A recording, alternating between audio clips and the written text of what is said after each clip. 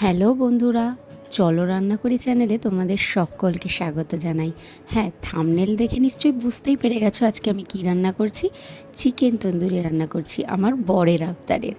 চলো রান্নাটা দেখিয়ে দিই। তাহলে সর্ষের তেলের মধ্যে কাশ্মীরি লঙ্কার গুঁড়োকে কিছুক্ষণ গুলে রেখে দিতে হবে যাতে কালারটা ভালোভাবে পাওয়া যায়।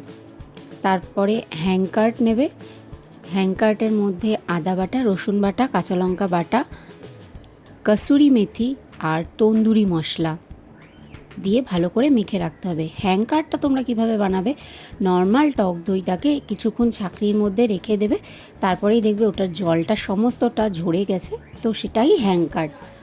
তারপরে নুন, একটুখানি হলুদ অ্যাড করে ভালো করে ওটাকে মিক্স করে সাইডে রেখে দেবে। এইবার মাংসটাকে যখন ধোবে তারপরেই চাকু দিয়ে একটু কাট লাগিয়ে নেবে যাতে ম্যারিনেশনটা ভালো করে মাংসর মধ্যে ঢুকে যায়। তারপর ওই যে রেখেছিলাম ম্যারিনেশনের জন্য সর্ষের তেল আর কাশ্মীরি লঙ্কার গুঁড়োর যে মিশ্রণটা, সেটা দিয়ে ভালো করে আগে মাসাজ করে নিয়ে 10 মিনিট রেখে দেবে। 10 মিনিট রাখার পর যেই টক দই দিয়ে যে ম্যারিনেশনটা করেছিলাম ওইটা মুরগির মাংসর মধ্যে ভালো করে মাখিয়ে ম্যারিনেট করে ওটাকে একটা টিফিন বক্স বা এয়ারটাইট কন্টেনারের মধ্যে করে ফ্রিজে রেখে দেবে। মিনিমাম 4-5 ঘন্টা রাখলে ভালো। ওভারনাইট রাখতে পারলে তো খুবই ভালো, কিন্তু মিনিমাম চেষ্টা করবে 4-5 ঘন্টা রাখার।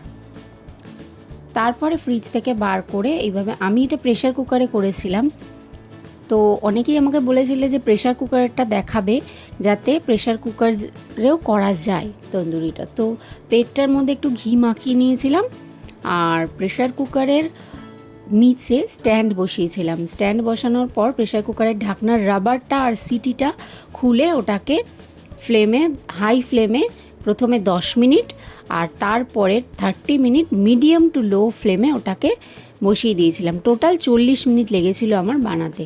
তো 40 মিনিট পর আমি ওটাকে বার করে আবার একটু স্মোকি ফ্লেভার দেওয়ার জন্য গ্যাসে ওটাকে একটু সেঁকে নিয়েছিলাম যাতে একটু পোড়া পোড়া ফ্লেভারটা আসে, গ্রিল ফ্লেভারটা। দেখতে পাচ্ছ তো, ওই যে বলেছিলাম বরের আবদার, তাই জন্য তার ইচ্ছা হয়েছে যে গ্রিলটা সে একা করবে।